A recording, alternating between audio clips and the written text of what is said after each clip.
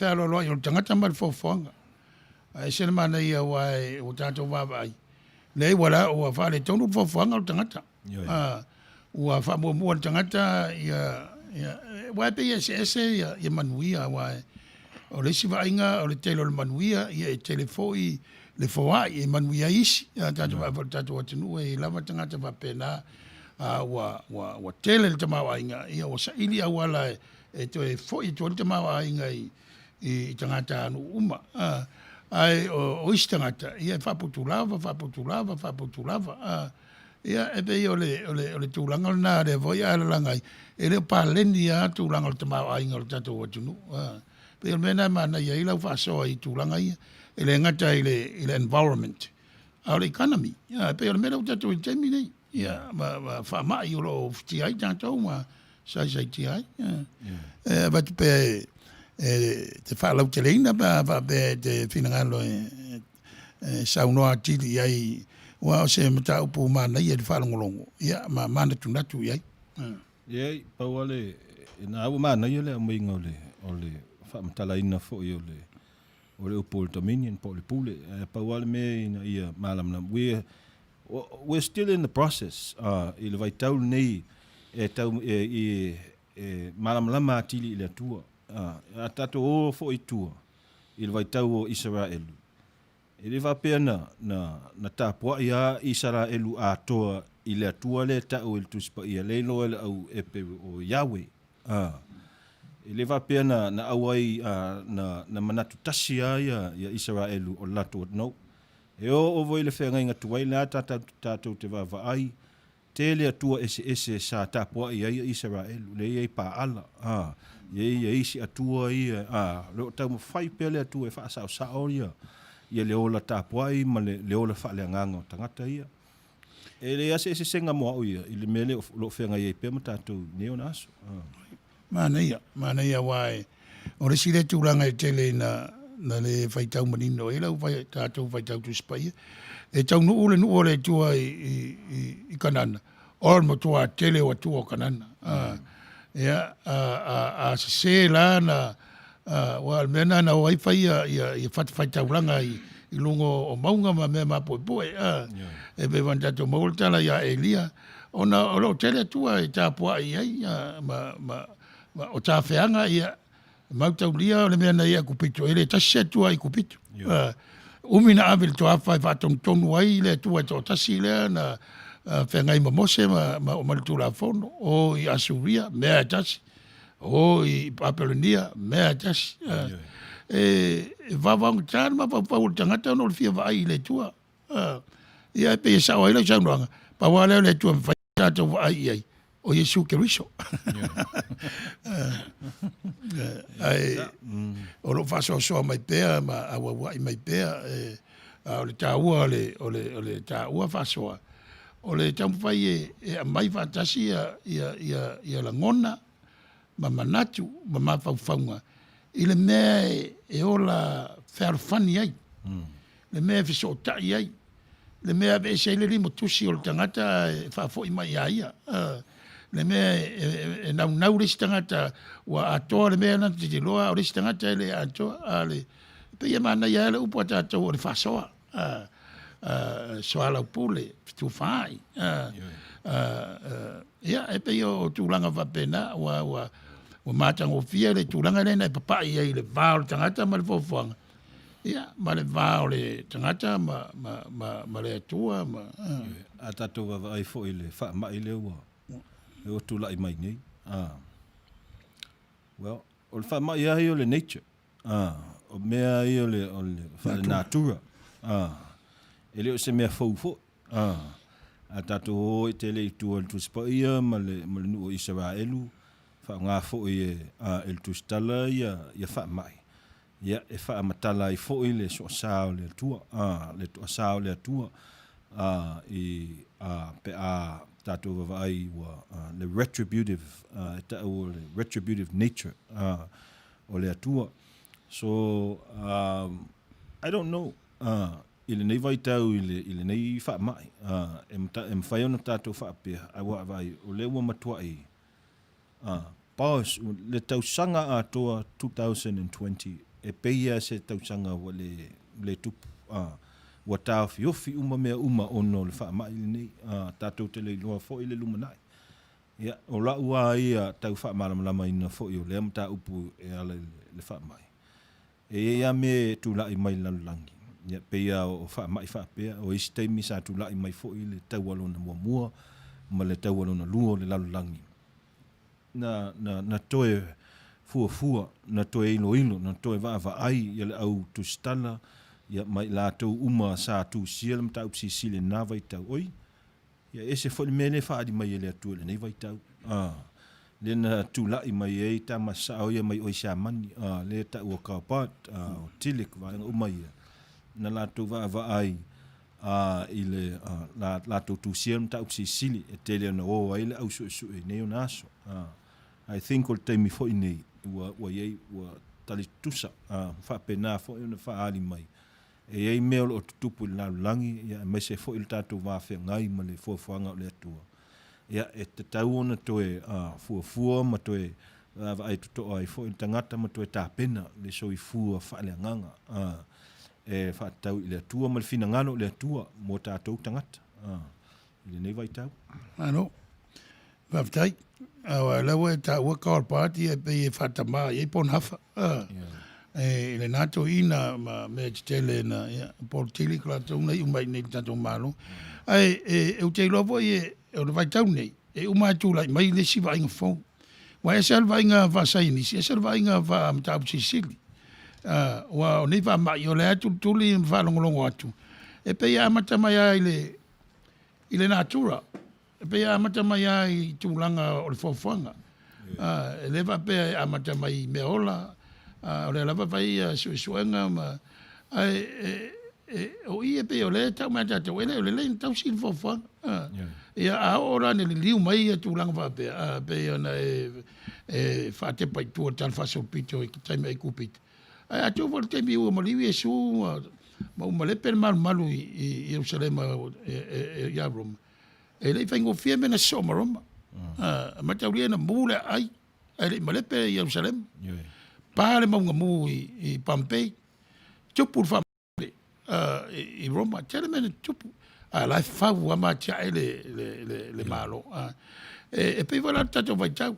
Tele me e tupu. O le lava vai sai linga. O le lava tau vai fau le malo i tūlanga e te tau ona iai. Fi naunga i le vai le tamao a inga. Ia pe o le manatu isi. Le ntanga te whainga ruenga wa le ini la fonga, wa le rope wa whenwa pa le ni le paketi. Ia, o le wainga na tu chai o le malo. Mai le wainga whai au. Ia ta ua lo ngā lua i e kāresia. Me si foi le tio nei o le me whainga ruenga le kāresia.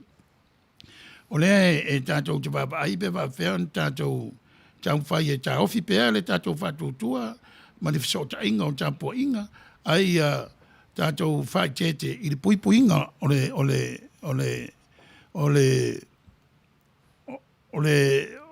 le safety o tangata. I awane ia whainga le soifua maloloina o tangata. Pei o mei e wha mua. Wa a whaina le soifua maloloina o tangata ia ai to e sea. Ona o whamai. On mo toa whainga tali na tūlanga. Pei o mea umai e tātou te whina wai. A le whai mo tātou loa ai. E le ai. E a whia whai le tua i tōngo a inga. Ma ota malawa. O lo tāpua i ai le tero awala lo fsota i ai po le Zoom. Po le Facebook exclusive mai le public. A o le fsota ai. O le wai ua tali tonu tangata. Le ai o le atua a inga o le tua fo ina tono le malu. O le tua fo ina lo uina matau a o ina si a tātou tamai pāneta. Pe a whatu stusa le lo loto o le fofo. Pe o le si le am tāpu si sili o la tawa ngai. Wai, se whamtala te pēle tūlanga le wau te loia te Silvia. O le wa matan tal no tato e kare si a UCC pe wa whena ona make money mo me o buildings. Mo me rent out ma me whapena. Wa tala no elisi wa inga phone. Ia o tai au le matu fono ai. Ai watu whaisau saunanga ni te wa umila utala. Ma mau ese. Ia alo ia se manatu e te fia folisia e tu sa i o tano. Ia moa ui e. Ui to inga fisili whapele il mta upsisili. Ele me ta ole ethics. E se mal ta ole ethics. Se va tu pese fa ta inga. Le taualo na lua le lanulangi. Le na tauai ma sapangi. O atu na wasila fiel to tele ia pomu te tele ia. Le vai le atomic bomb ia, nuclear bomb. O pomu ia na sa fa pa u e lungo nu ia o Hiroshima ma Nagasaki. O le manatu le au o le fai unga na fai ele fai unga o le malo tele o Amerika. Sa fa vai mai I fai au. Sa fa vai mai I fai au. Awa o taimina. E o taimina e meta o ethic. E alu e tau. E ele I to e ngā tau e te tau na e tau ai.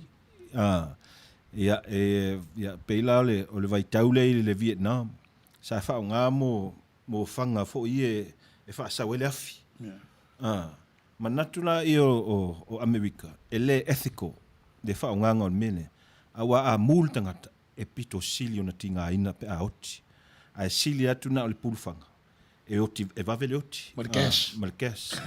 Na mea. A tato vavaila le mele na fa pa uai pomu I e lua.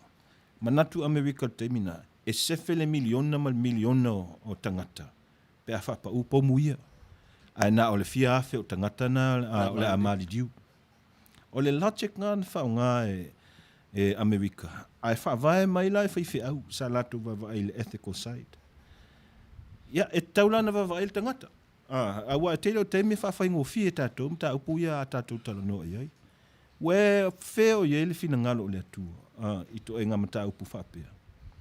Does God you know, is God on the side o le mena le o le fa pa u o pomo I lungo nu ina ia sefele si miliona?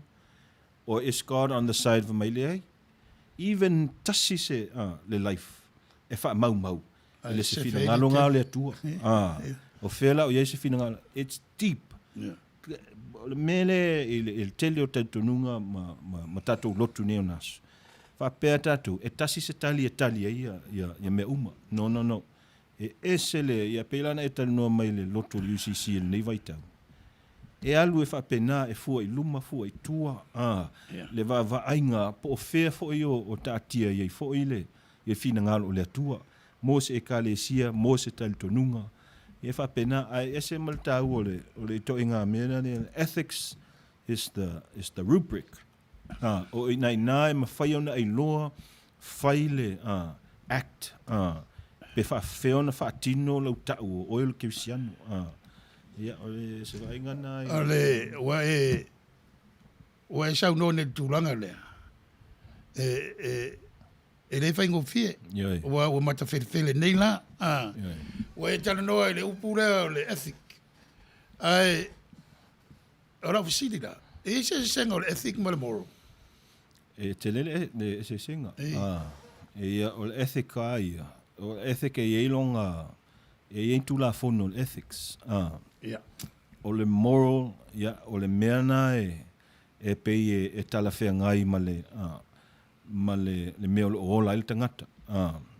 So, o lona whaatusa I nei Amerika la tātou whaasoe le moral decision I tulango whanua e tauna na tue fo'i I nei tangata inki.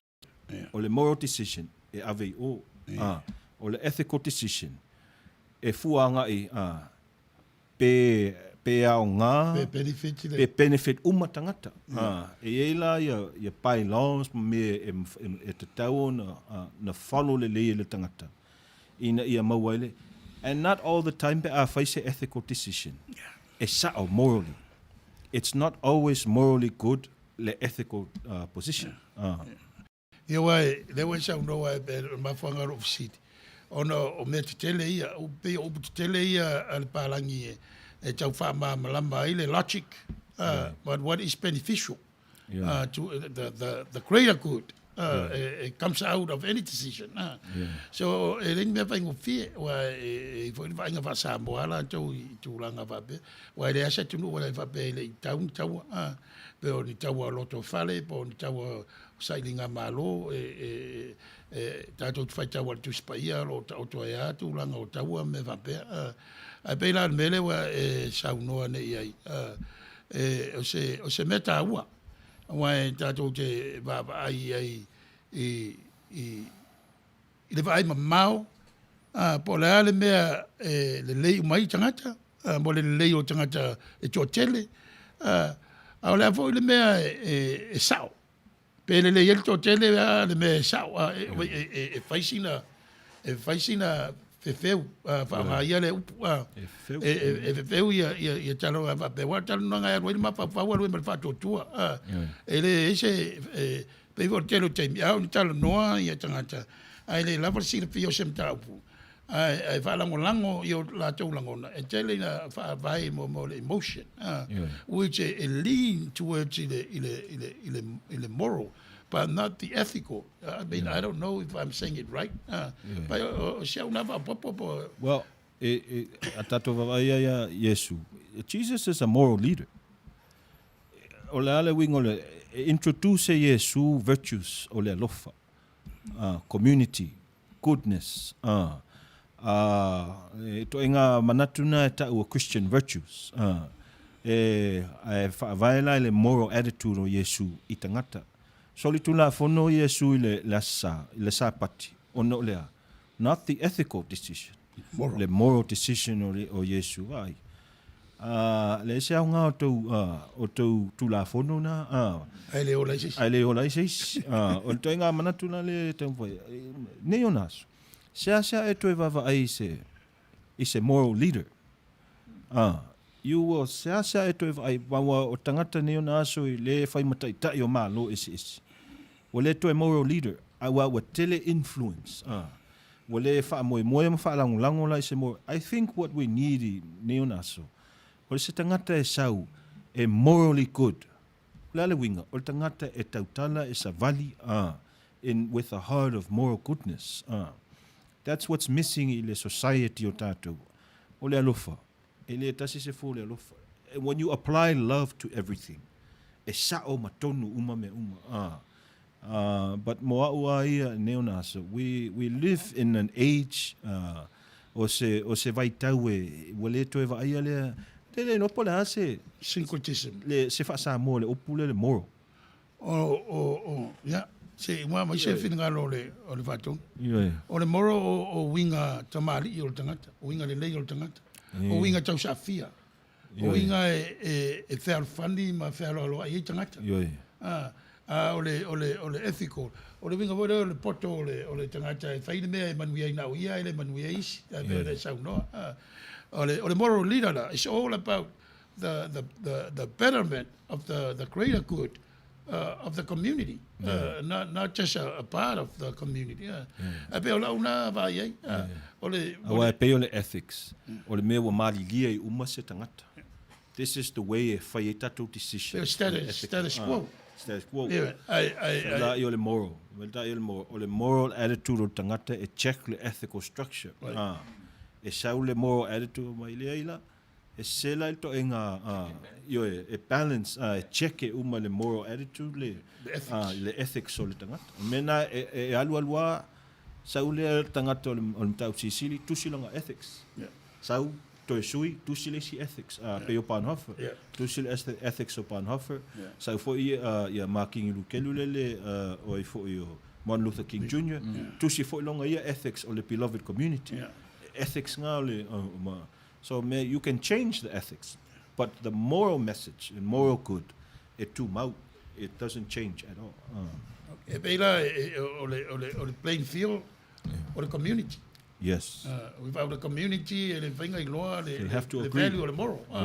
Yeah, but corruption or the ethics. If so, the ethics, but corruption. Very not way if I go fear why tau pai wa mamlama lo no winga o le moral ala tau ya tu the faton o la sa va popo ia le winga upu ia le va mamlama le ngo ia tatu sa mo tamali ba fa lo ai tatu o tatu ngana e kele e te le lo na fianga langa e mua tatu manino le se senga o le poto ma le tamai here we go e matua e se o puna e lua o le tangata la e pule a pule le poto fa fale a onga e on me so o le corrupt a taitai le tangata iai le ata mai. O le ata mai o le atua, o le tino mai o le atua, o le image. Le se sengana upuna e lua. Poto ma le ata mai. Poto ma le ata mai. O le ata mai pe na taumwhai wha manino i nisi o Purkalame. Na wha vai me Samoa. E fōu nei le poto.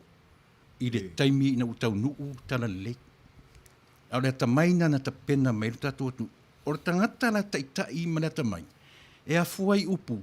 To e sa saa le whawhao. E te le maua tamana le poto. E oe. O so se taitai ala na te talia upu o community. E to e sa saa na whawhao. E to e awa, sa saa e lala o to e awa wai. To tonu wale te leo le upu. A tatu le manino la upu ia. E le mwhai fuin tatu whamtalatu spa ia e. I lona, i le o onga. I le mawhau o tangata Samoa. E oe. Leanga e pule lor pina o le pule. Tau ma natua ui o dominion, dominate. Only God's dominating le pule sa tangata. A le authority a le atua. Na ave le tangata.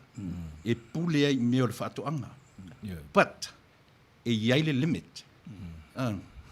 So le wingana le lotala, o le pule ai e whaasamoa. E pule ma le atamai. E le pule ma le poto. E langa e vavenga corrupt. Te vanga nātanga tam whaina poto. A iei ma le atamai. E iei le meo le whautautanga le lei. Whautautanga atamai. I pio le loloto le ngangana a tātou. I oe, ua tele ma whaurala i pule o ma a sila la tātou ora i Samoa. Ana mua, o aso ua lewa. O mataina la tau tai a inga i la tamai e te vaai le mau popo me tau le extended family. Io, taimire nei, tele o matai tai o a inga. Poto whaafale a onga. O le anime o tupu i a inga. Wati pāo tua oi. Io, to iai le mea tau o le salafa o le vaai. Eisea, langa ua vai mea le poto lea. Ua poto whaafale a ongar tangata, ua le mawhain sa saa lan whawhao. Ua le mawhain to e sa saa leuto, to e lau whaitau me te tonu. E a fua i nale upo le alofa. So se tangata e le mawhain sa saa lan whawhao. To e furi sa i whala au mamafa. Tangata na ua le heise whautautanga o iai. Ua le heise ata mai wha le atua o iai. Ua whaila vai lona poto ethical, pero ni atau titala nua te mini. Io le tāua na ngana. Ma whaaro? Maro, whaftai. Hai. Wa whalau te le pēr le mātanga o whio le whosanga o upu e lua le poto maranta mai. O lono winga a whiso ta ia upu te tele. O lo whaamatala ina le soifua ma le ola o tātou tangata. Ia ma le tūlanga o taitai. E pei tau toa ele alofa. E pei o le atoanga o le alofa, o se pule, o le pule lei e pule alofa. O taitai inga lei, taitai inga alofa, mo le lei lau tele o tangata, ana o le whaingtanga lea o mawhauwhaunga wha Europa, ma le ngana o lo tau amai e a tātou le ngirisi. Very abstract o lono winga. E leo ni mea whaingo whio na poe o tātou mawhauwhau. O tama ia tala noa le vani monimo. Ma le vate te tau pai wha alfani mea. A wā a whai tau tangata na maa liu tau ana nulua laulang. E leo i loa anto toa. E se tangata na maa liu i le vāo fita ma vānga au. E se tangata a iti lala tau na whaatama i eitangata i utaia. O lala tau whau le matapu sisi lima awa onga ina ia malama i le tūlanga o le ethic, ma le tūlanga o le moral, ma na ia manga i whaatonu, le poto, ma le ata mai. Ia, a le nā, le tātou au whaafonga, vatu nā, ia, whaamalua atiri lau whaafonga le tau whai atu lau si whonga le tai a whau malana polo kalame o le tau longolongo ala tās tātou pese ia te amatai whau lea e lea le telo pese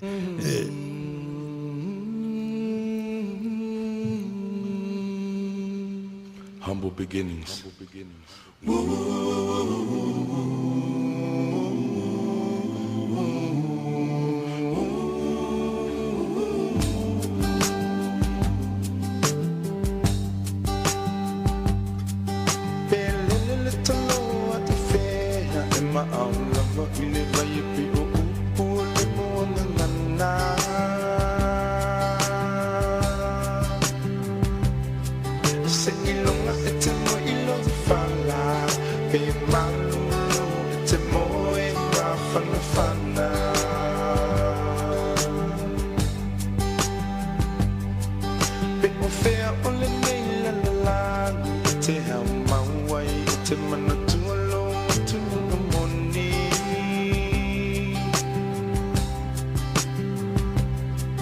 Se ilunga e te toi fo I mai I le lau ele na fo I mai e le tua whai mo tofi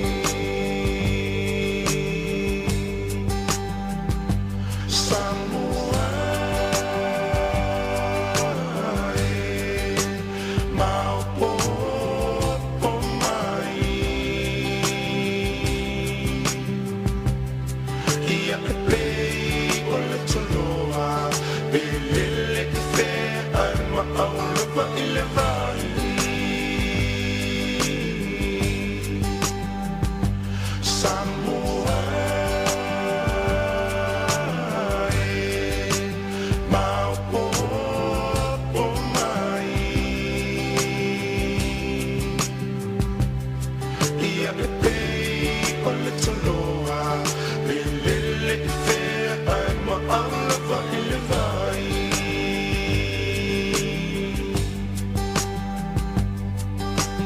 All my brothers and sisters who are away from home, who never made it to our shores, you will always be as I mourn. The skin on you doesn't matter, or the languages that you speak, you always be Samoan. Yeah. Even though you're far away, they will know who you are. By the way that we live day by day, your name will be heard afar. When you're feeling down and you're lonely, you better pack your bags and go. Come back home. Samoa Let us come together No matter where you are Samoa will always be your home forever Samoa Let us come together No matter where you are Samoa will always be your home forever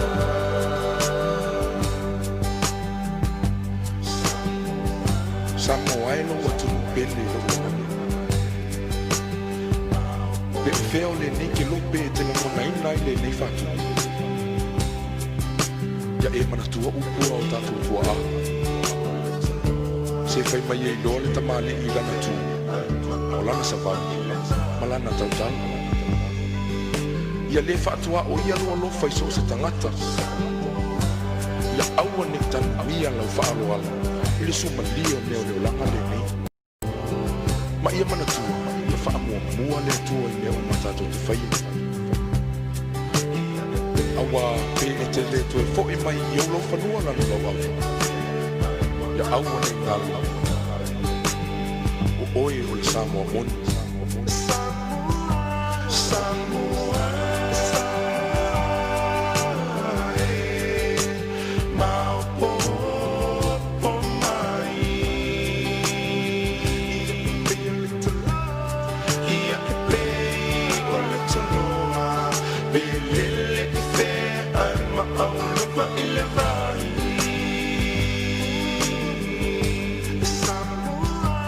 Samoa Mau po mai Ia e pei o le taloa Belele I fe ai ma au lava I le vai Ia e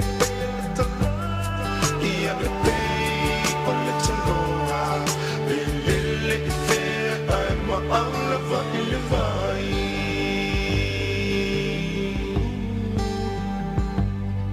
Ia e pei o le taloa Belele I fe ai ma au lava I le vai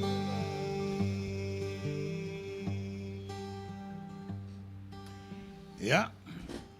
fai lava ma tātou mapu i siu fonga maalie o la au pese o tātou atinu o mwhai o na tu inatu e asua so tuai vai malu i poenga i lau whaafonga ala whaasoro pele tātou mtaupu a sei e isi so rua i fiatali le finngalo o Julie le mai wai o la asa le ia tūlanga ia pe on tala no nai le poto o mare anta mai wa le o man fa mala malama ia tūlanga wai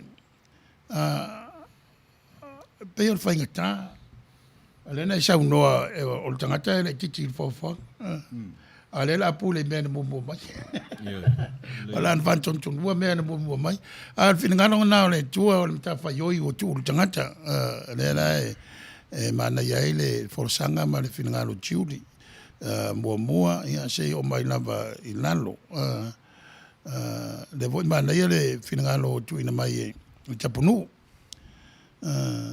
ja be o por pese humble beginnings ma na ia pese ia va mo na tanto pese pe vo ental no ma le sunga va tonu le uputa wa tata usa mo o le na vatau ia telefon na upu lo o to vo le mantang o fio me tata tonu me a mata mai ai ma me nga ia twai le wa manino va ma mai na va tonu o le mai ai o le me mai le tua o le ata mo tu ina mai ele tua yo tātou tangata ia poto ai ia o le me fitai tunga ia ina mawhau ma sa ili fa mai whatonu e me tau le poto leanga e le ise me tau se ata mai leanga le ata mai ai e le leanga o le ata o le tua o lo whaso so mai mo tu ina mai ia te tātou ia e whatau nu wailo ni wha moe ia tu lai mai le mātang o fia o le tātana ia whaia e mōli mawina na lo fa tu no ia e pe sto e va popo ati dia tu na ia la usunga ri pausa i tulanga e pe ona tato fa so ai ia mana ia le ia manatu le pe fa so mai e tu la pa ia le poto male ata mai sa la unga i fo ile mta pule la sa okay sa fa ma faina le awa o le manatu au tu o le sa le fo ile o le tau o le sa o tonga the cost of freedom. Ia ne la mai la I o le vai tau sa ta mino solo ia Israel ile toafa. Le sa wele numero na sfulu tasi le fa nga ile. Wa matona to masa sanlo ia. Wa matona masa sanlo ia Israel ngata ia Israel. O Mose fo. Masa sanlo matoi manatu se taimi le tuanai. Salato mawai mea ai wa matana fa moe le tino wa matana fai le tino le fai unga o le nganga wa matana ia o le sile na mea na fa mafai nei launga wa tolu wa enga o le sao tonga o le tonu man sao tonga sao o le fa le mafau fa le tino man sao tonga fa le nganga the freedom of the mind, the spirit, and the body. Ai pe o le sile mea na wha mawhai au ia I le tulanga sa ia Israelu I le toafa. E ui lava ona ua wha sao loto I le atua. Ai sa lato whale pui lava. Sa lato pango tā lava awana. Te lere ngā luenga le atua sa whaia Israelu I le toafa. Mea nana te le itau sanga o tā mino solo. E le I ready. E a ngā ia hetu I le nukfau. Ia a matona manatu o ele fisili Israel. Why did we leave? Pala me utatu ese fo mai ai kupito. E ui lava ona katatou popo ngā tia. Sa ia il tatou me ai. Sa ia il mea na tuu mai. Ia fale na nofo ai. Wa matana tofo I le atua. Ia Israel. Ia e peila le na ufa mawhaina le mea. E le manatu wha apertania. The hardest prison to escape is the mind. The prison of the mind. O ia matai me uma. E se loa lunga I le mawhau le tangata. E pe na whasoa mai e tu I la e pol poto. Mwhai ana e whai tautusi. Whai tautusi. A le ai se whau tauta i le atua. Ona tumu vale o le whai ai. Ia, e atili wha vale ai i tangata. Ia la mea mo, ia. Alu se sea ia lai. Ti ngā na tele au tusi e whai tau. A ele whau tauta i le atua. E matua i valea, o le valea lava na. Po whea mea ngata, ile malo se le tangata wha le whai ai, wha le poto, o le valea lava na. A o le ata mai en mana i na. Tangata e whau tauta i le atua. Tangata e va ai. A e va ai. O le whau tauta. You have a responsibility. Ia le mea nau whawai mai le atua i le mawhau ma le whai ai tangata. E wha ai fo i la ele ina ia wha o ngā tatau le ata mai, wha o ngā tatau le poto, o le wha o ngā tatau la le poto. Le ata mai. E a fua mai le ata mai o le tangata i lumo le atua. Right. Wai, e tātou te mawhau i tangata iana e tā ua peo ape e tātou le upawhasa i diswera le genius. Roni ora tangata mo tua ta mai an mawhau. Ai, ora telo i tangata, e umai fo pe ua mamai. Ona e leise moro. I think o le peila o tangata mapena. Ai wa tangata ta mai ai le moro. Ona ia ale ta inga ngā o le tua. Awa to tele o isi tangata ia ta o te tele peila na e ta ua ia Hitler. O le tangata very intelligent. Very articulate, well articulate in me tau tala. Ele stala na va ben tau waso tau lona mo la. Ona aru leva ai le de for mai on mafafau. Fai for mai on mafafau. You have a special destiny. You're somebody. Wa la wai lo for mai. Ele o tau waso. Tau waso no mafafau. E tau tu lo me ana popula lo mal te malo saunga na te malo ele joe. Fai ona tau fia. O ringa na sa wai o maybe a genius, maybe very intelligent, but he's not moral. Immoral. Ele moral, immoral. Ne pe opunare ngana Britania le mana ia fata o tonga e fatun. Ile tata wanga ngana, mana tata ai ile tata ngana mana ma fa o tanga Samoa. Ile va me ye lu, o le Porto, mana te mai. Wa me ia tata mamla mai e fa ngo fie foi tata o so tainga. E nei mai tau pe va tu le. Ile nei vai tau wa ti ai tata nei fa fita uli mana lu tau. E peia e arpela uma whau lau saunoanga, o le community. Lea mo toi a mai lunga whata o le community. O le church o le community na. O le amatanga o communities. O le ainga. Lea mo toi fo i le basic. E le whapera e fau le tuainga vainga le maram tap Sicily o le ala ua matana. E whawhau mai lava le community. E le lotu ma tangata lo lotu le vainga fau. Lea ua tonu to tele na to le ai o la to mauta foi malawa e mo ia ua misia le tapo inga pe ona ia ala lava ia le tu vata si mai la to pe o le sina va inga va lo tele tato vai tau ma le tau mia Pi ya e si fata o tole au mai tiu tasi le me mani ro le o mai fata si I me ye lu o le loto man ma fau ya pi o le masani tatu tano ai lunga o le loto aia, o le mea wha le mawhauwhau, e wha sino le mawhauwhau. A vai le mania le mai e tuli, o le poto I lo loto. O le, o whena me tu ele loto. Le pia le sitian, le lenga tatu tala o le mawhauwhau e wha sino le loto. Pia mana isi me le mai o le ina mali e le atamai. Le wha me wha wheau e le atamai, le tangata le mawhauwhau o tangata. Leo mga kuya sa mo. Kuya fai la unga, ia varo tuli. Ane le ia lo fai kau ole fata oto mo fai la unga. Mongi lei. Leo fa so sanyaku fa kong. I va ole ma fa mo poto. Humble beginnings and na ole manatu. Ja, le umana. Ia, varo. Ia wa pe o me tele ia la we saungi ka fo I Samoa. Mana ia po. Ia o tato wa ie. Po fea me tato te amata ia. Ole memo mua. Le ben fam na tu atu. Ole finangalo le fa tonu fa umai le fa so e va so te. o le wha malama la mai na upu ia i lua be lena ta wha tapu tu spaia. O le tuu ma le tofi.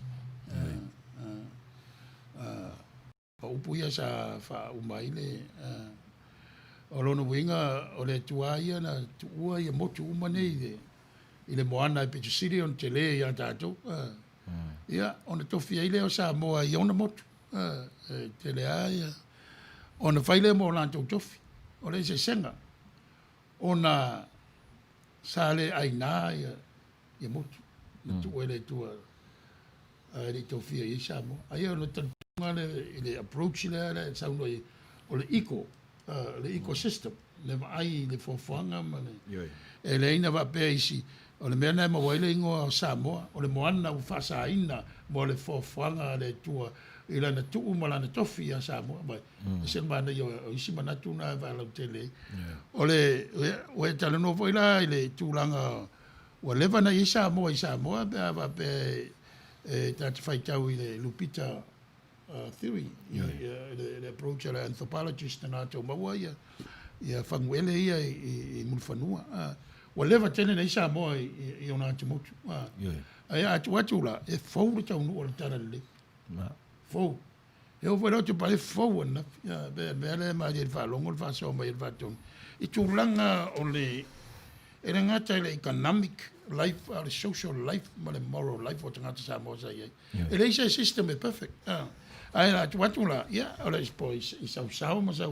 Ba ai nga fa tanga a onga ia mta psisi. Ia.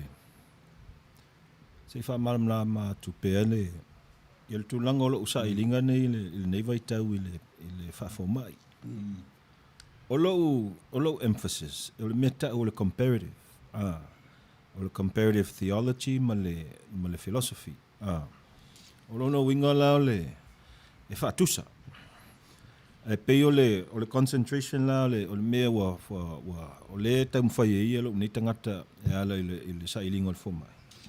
O te alu i tua ia Samoa na mua. E le ma fai na tia ese ha o Samoa na mua. I cannot leave my ancestors behind. Tele ona manatu tātou ona wa tātou o mai tala le. Tia ese le i tua na i o Samoa. E o te le tali tonu le to inga manatu. Fa feon tātou tia ese le lua afe, lima se lau pe tolu afe tau sango le tala anga o Samoa. Ma le lua, ele ia toa le ise 1830, 1930. Ele ia koa se lua se lau. Ele ia toa se lua se lau. Samoa e. Tutu le loto. Le o tātou ata mamai. Le o tātou o mai. Ua whaalaua i telefo i ele atua. O le au ngā leo le. O le tau nuu mai o le tala le ia tātou Samoa. Ua whaalaua i tele ele atua i lo tātou vaai. Ele ngata le tuspa ia, a o le fina ngalo o le atua, mai se lona fina ngalo, mo tātou. A whiona tātou, sa whaile tala o le isi lo o professor le i New York. E ta malo ingoa ia James Cone, me tala no, e ele tangata na fisili ia James Cone. La ele me te, e te so na whaiele, iele, awa o ta malo e te ea le wha il manatu le au papai i le wha kewisiano i lau lato wha vae ilia a wa tato vae ilia atu nuu leo Amerika na wha vae mai le to inga manatu le au papai i lato va ainga le tuspa ia ele malam lama tangata i le talaanga i nei Amerika e ei tu sipa ia na tufa le au papai i ngai tangata uli lato ave e sea ia isi foi upu ai tu wa na foi upu ia e sa weito enga manatu ia pe yona sai tia ia Israelu o le edited bible le na ave e palangi i nei tangata uli fa mai lala me te kerisiano ai why are you Christian pe fai e te le malie ia o ongo au pa na au mai e fa tautus pa ia ta sel tala o stoina ai auto o lela o tau fai e fa sao lo le ia le sena na o mai mo tau e fa tau la ia Yesu o le Yesu na mai o tau ele o se Yesu na a o le Yesu o tau o le Yesu e yo le to inga manatu le e tavini e slavery O le Yesu na mai mautou. A ona la wa toi sue. Toi ilo tamalo truspa ia. Ma fau ai fo ilona mata upsisili. Wa fa mai. Ma tua se alto inga Yesu lena mai mal pae. Lena fa lena polonga ai matou. Nena nga oi mai tangata Afrika. E o mai ni Amerika e ngā lulue matau ati ai. Ia le malo tele ni. O rau foi le manatu ia tātou Samoa. Ele I lava sa tātou taimi. E tātou te nofo ai ma le matue va ai. Ia Samoa na mua. Ia tele wa tātou mā tele luma ele fa le tuspa. Ia fa le Cristiano. Yes, ele lei. But, o lena, now what do you do ma le tala le leina wa e maua. E tau na fasili tangata. Po le mea e fa le au ngā le tala le leina I lau tuspa ia le tua nai. Pe si I lunga. Ma fa ngā fo I le tua nai o Samoa. We have to. O lau ngā luenga lana e whaile ina nei vai tau. I le tulango le sa ilinga foi. I go back po o wā lava ni anga nuu yoi. E ei mea na wha sao le tala lei ma le tuspa ia. Ai ei foi mea o ngā o Samoa. E le mawhai ona avese. Le ro tātou wola. Le e ma e a fua mai ei tapu ia ese o le. Tele o teimi. We live and o le mea moi. We live in an interreligious society. O le mea natu whātua ai. Walu I Samoa I vai tau ia o ma onga I le onga whawhiwhi au kanan fau. Ia mo meo ala o. Ia e el tātou. Ia ona I tangata. From the other world. E tata ai le po. E mo ala o ona ina awa o le malai le o I kanan fau.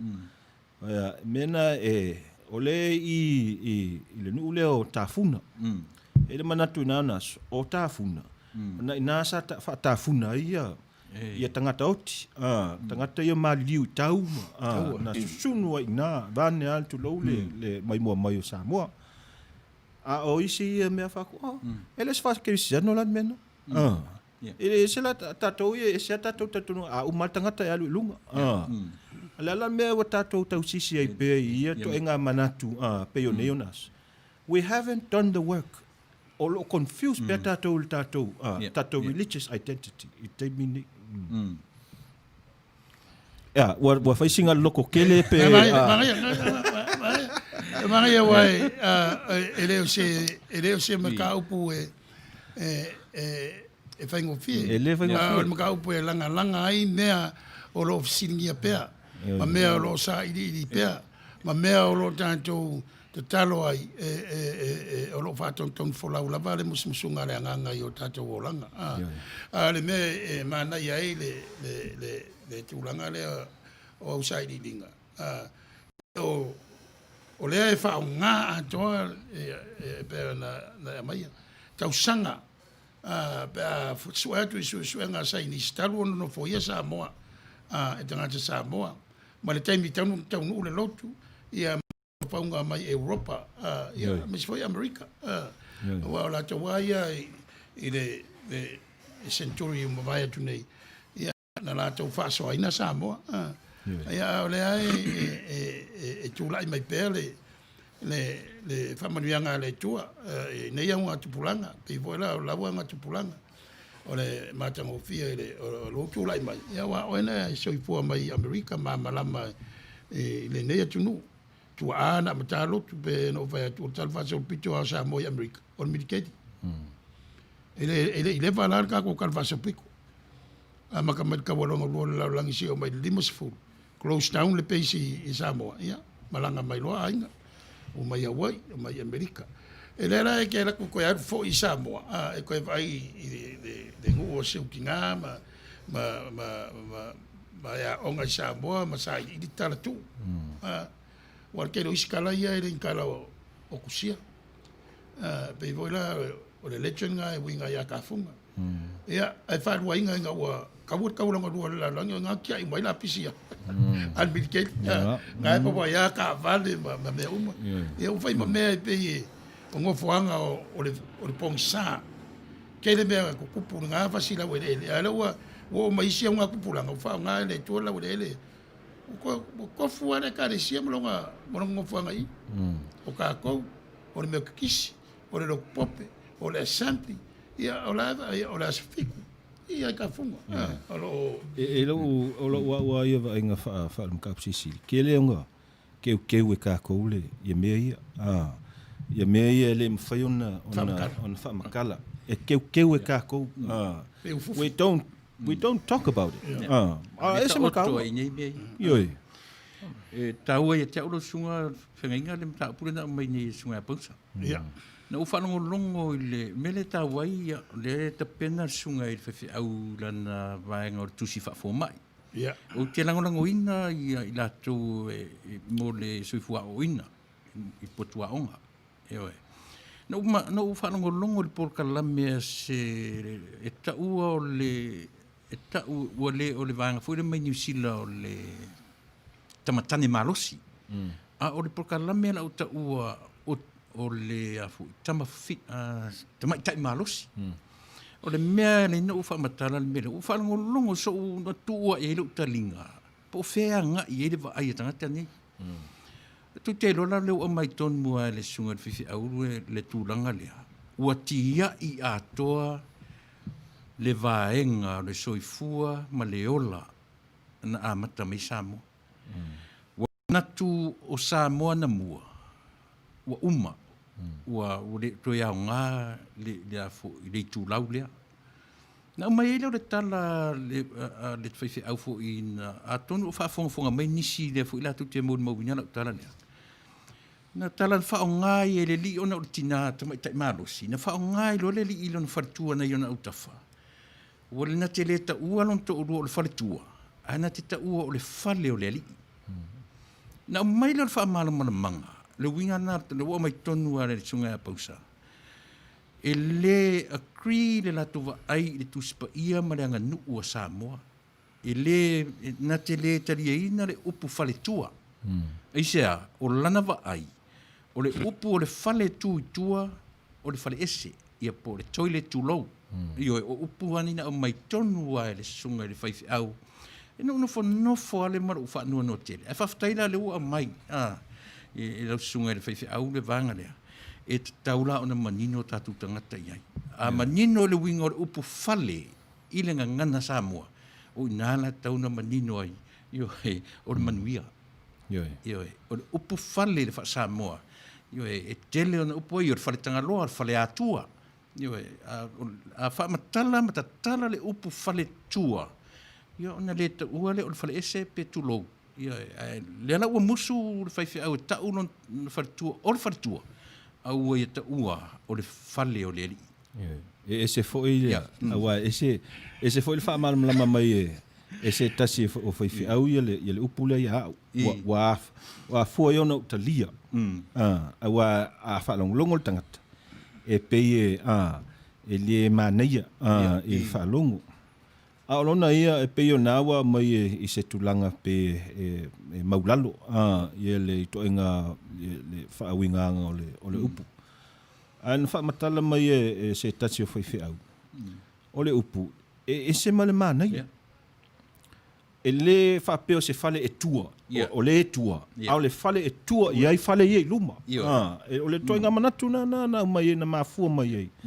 Awa e peo nawa tatou masani. O ele ia le faltele ia fale ia tua e tua le faltele o ngana foi e tua ia uma ia e pe mana ia ula u fa longo I lona fa malamala ina o le ese foi le ia so fa longo ia be u masaniana le atunu le tua le faltele le faleo e tua le faleo o le mkuka le tuno e tua tuno le faltolu I tafatolu o le be ole manatu le fa sino le faltua le fale mabau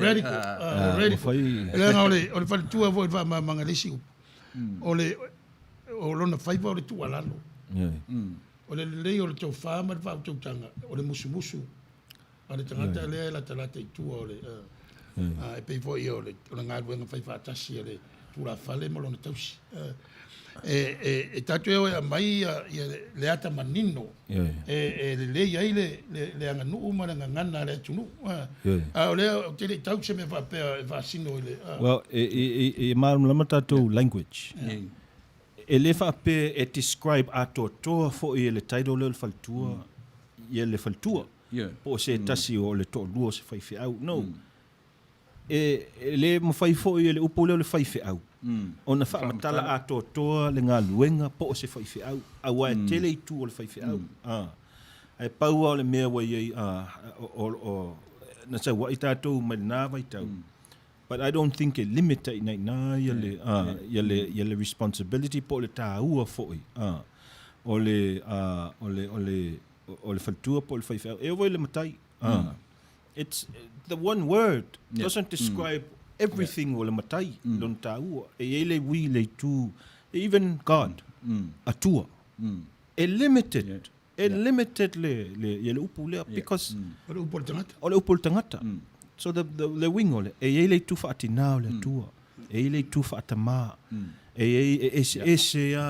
you know it's very many faceted yele upu ole mana yele fa la tele ina on tau awai ole e tu sai te lo atu no mo matanga le upu le ole apefai fa ta man e mai le upu le palangi ole hayaki ole hayariko e tu step to la ite no for tum to tele la loi le la uta mai le sisi wali liu le sisi le ai fe wali liu e fa ta acha e ila me e lua ta onto i le mena memo mo o fe nga melo na lua responsibilities me o le e fa vita uli o le tam fa invert pe convert le system le hayari ko system ale mala tanga o no winga ole manatu pe o tatu no ale sisi e fto a moni al sautonga ina o mala mai fenga fto a moni foi fenga ina o mala mai i tafa yoi o puie tafa fia po ai lai lunga po ai foi lai lalo e fiso tai me o mai puie o le va fero lo chama na ya pu na sam o le va fero lo o le va fita sia o le ona tau fango fia ile o le tulanga le wa tatu o samo e amata mai on tatu mon tatu nunga ye tu o le fa vai e la tua fale i tua tauro ile langi se fulu va vai lo sa o kamba ku ga go fo lunga nga alo ia fa pega fo i mo ku maloma wa be va ku era que o pura ka ko ainga per me ka ko community goes right back to the family awa o pura ainga le kasi so mai ku pe o le mere wa sa mo bueno ele ma fa yo nga ko pe ira vam kala nga le ku la nga makai o pura o tangata o le upore ku nga ve ya mo se o makai ku se fa de do pola fa le nga makai ku pa o mere o ka ko alo ya ka fa ku sai ma awa mai ka ko nga e peru e ka ura to nai I leave this for letters alone these are too holy to be pronounced so se upa ka ko o upor tangata ia per so ya ku nga il fa in car na upura malo tai a tiuli o le fartua o tausi o le tusi pa ia o le ngā luenga le tina e fautua o le a se mea e fa le tonu mai ai le fartele o tua i le fale e avatu i ai se fautua ma fa anofo le lei io le fartele mana ia ai le e mana ia ai pe ona vatu se langona stemusol it does not totally define the woman. Awai limited because olai au mai leanga nu. Le toso mai but the responsibility yo le faltua. It's bigger than that. Yo le tu faltua. Ai foi isi tatu va isi kalesia. O isi finena tai. They're at the front. Ole lumal faltile. Ele o tu faltua. So, o le mela na fatuai, language is limited i le context. I le se lau valus fulu tausanga taluai na matua i au ngā lava le, ia le upu le fatua, ma le whaifi au, a o aso nei. It's very different. We're limited. We're limited. Ia, e mongi, a mea ia kuranga o kākou Samoa. Ia, mai lai ka ngang fōu, le mai o ka ngang fōu, ma le aruaru o ranga mkapisi city. Ua whau ua ia ki ngā e whai ma, ko whai whiau. O le whesiti, o ngā ala ia. Ioi. O ngā whapikore a me ku ia ki ngā, ai a ora kausiri ngā ruenga. O ngā ala ia. Ia kiri maro sini ka o ko ingal mka upulanga ngā kau ioi e kau fere ele mka up. A ora ka kia vai nge, ka vai na pere sisi, whai whiau whawhinge. Ka vai isia ka le sia, o le ulu o le ka le sia o le whawhinge, rau ia ia songe, ke le isia ka le sia. Wa ngā ele lok pa pere ku sa po, e go for kama ukuru warongo foa, vai le roa. E ai lio e kari no sa, vai ora ka ko sa po. E go for kama ukuru la ko pokua, e va so va ia kala o le ka le sia. E ta wosi upu le lusunga. Ia. Ia peila le upu le ka koe upu le tu tamanga. Ia. E a fua e ma sani au no tatu uru whafonga i upu o le atu ua matua le tu. Ia. O le tu. Fesili o le tu. O fesili o le me le tu tamanga le e tala no i ai. Ua umana tu u le mata vai le manga vai. E nei se me tau te le mwhainta tō tuto e e mwhainta tō eli le si manga vai. Ai le mwhainta tō sui le vai puna, le puna o le mata o le vai. Tatu e le mwhai. Si wanga nā uta tō tō e eli se si mea. E fua ila le upuna o le tu ura le a sila to toa i ai le tūlanga le o tu le misa mo te mine. Po o ali skor sipi ua luatu mawhailonga. Luatu mawhailonga i Samoa. O le mea la uta mwhai au rua whafonga i ai. Mi milo ale malo te sau malo poto na o poto moto. Eoi. Aisa, langa o mana tu un mene Samoa. Tau te fiu asa ili le lalolangi. Po o atu si tau te atu matatu. O le mena tu e le atua ia Samoa. O lana nga nuu, malana nga i whanua. Eoi. Tau te tilo fo i ai wha Yesu. The same thing. E po le ale ata mai tau te atu matatu. Vai la ufa nga mai e whainga maro te mini. Te sau malo poto na te sau mau whailonga. Tau nu mai o. Eoi. Isia, langa o isia mila utu ere tu tono Samoa. Le leo tatu manino i upu. Wa, o ngana. E manaia, oa o ngana o lo ta milo i loto i whalo e kāresia. O i la tau o mātutua, o loa tau tua, mātia e kāresia i whawhonei.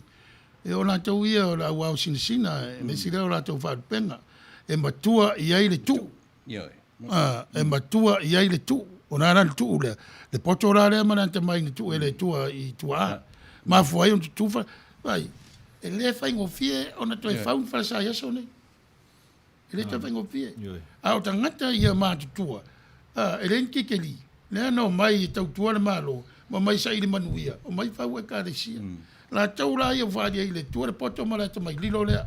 E pa ia. Le puna vai lea. Le poto wha vai le tuspa ia ma le whātua tua. O le tuu lea. E matua i ai le tuu. Ia nā tau ia. I tonu e kāresia. E bēn tau noa ia. Ia le whātua. Ua reo atu nei whafu. Ia. E o reo atu e tau tua le malo Samoa. Ai atu ma le poto whapalangi. E taun whamaru mo. Nā latu lea o le si vai au ma le PhD. Tala noa i le tosi o le ia tonga. Ai lei vai pena la langa e son tinase ia tonga. E le se me vai ngofia. E vel tala tatu e masaniana. E loa le tamali i e loa le tupu i ona anga wha tupu. E loa le fo mai ma le PhD. I ona anga wha fo mai ma le PhD. E loa i whai unga whai. E loa i saunuanga. E le tau tau atu. Ia ma wha tō lau ni kikeli e fia ma fia. Ai loa i winga wha lia le tangata. E ata mai. E mene tau whai e fsau tai e tu sai ma lau saunuanga. O le vatua o mea ia i whafo. Pēla o lau sunga le o e utu vai nei i vai te tele o mawhauwhaunga wha Amerika pa wha Europa. Ai te leo tū la whai. I le mea le tupu mai ai, le tupunga, le tuu le i mai le lai tam whai e wha tustosa. Ia. Ma ba ai po le si finding of forward te mo mai ai ole winga o lo manatu ale tupu la mena wa o telo tangata ile ma pa mena comparative compare ma contrast e what you am the melia manatu lo e fa tonu le mele I ai la tu e fa tonu mai le mele a ve nga clash ai ia thinking si lo manatu masani ona fesili mai tangata la me po le alme sa ili e fa wa fu le le aonga ile nei vai tau o manatu e ma le ia o te fia lava e fili fa pe and then I explain itangat ole me fa la wa tele fo ile sa ilingo ole poto ma kikeli it's not in ia ta wai ia uilo ai ma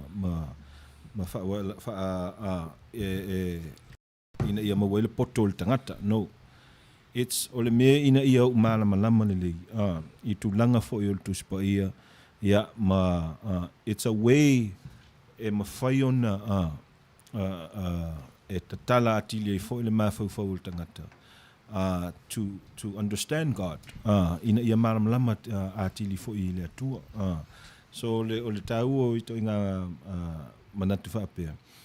Awa te leo I taimi ile o taluana mata le mea sa ilingo ki ke lima le aonga. Ia to inga manatu whapea na, soli. Ia ua te fia poto. Ua te sau mau ata mainga, malau poto na. E mana ia ele sao. Ai fo ile si to inga manatu o te iloa. O le insecurity level na, o le ignorance o le tangata. E whao ngā voi e tangata, ia to inga manatu pei na tātou sa wa I mai oi Samoa. Ina ia kawa I la tau ignorance. O le mea nā re tupu nei o naso. So o le mea nā e to tēnei tangata, intimidated le tangata I le tangata. O na lafo I la ia to inga whamtalanga whapena. I don't want to make sure because a tātou o le mele o tātou o na whao ngā I to inga manatu whapea. Yo awa te check le awa se na poto awa te sau mana poto well yo na tato atili fa le no I mean saying realistically encourage tato fa na we onga and then when they come back we belittle them yo I kike lima wa onga lo o sa idi but I think nowadays e mawhai le tangata ona encourage without belittling the education o tangata because I am a true believer. Ole mea wa tili mana losi fo ia e oi lava o whaafita uli o whi ngai malatou ia tangata uli. Education. Yes. Education has taken them further and further up I le success. E oi lava nei vai tau o lo whi ngai ai ma isi ia whaafita uli nei Amerika. But a tatou wawa ai tangata uli nei Amerika. Ia isi ia tangata foi e mirror tatou whanau foi I nei o naso a tau musika pisingisi me umawa pena sports everywhere o le education so e mwhai ona tatou whapea you know pe ona tatou tala no o le whautauta o le tangata I le atua o le mea na it goes together with smarts with wisdom alo ole se sengal na ole anti